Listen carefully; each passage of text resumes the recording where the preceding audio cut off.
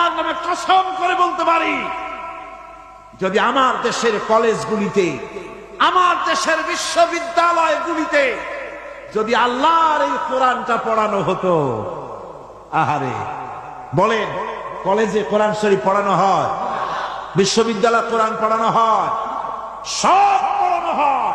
কিন্তু কোরআন পড়ানো হয় না। আমি আল্লাহর নামে শপথ করে বলতে পারি, আমাদের দেশের কলেজ আর বিশ্ববিদ্যালয়গুলিতে এই কোরআনে কারিমের তাফসীর যদি পড়ানো হতো, একেবারে ক্লাস 8 থেকে শুরু করে মাস্টার ডিগ্রি পর্যন্ত কোরআনের তাফসীর যদি পড়ানো হতো,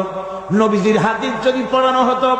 আমি কোরআন হাতে নিয়ে আল্লাহর নামে শপথ করে বলতে পারি, বিশ্ববিদ্যালয় আর কলেজগুলি আমাদেরকে ডাকাত আর সন্ত্রাসী উপহার দিত না।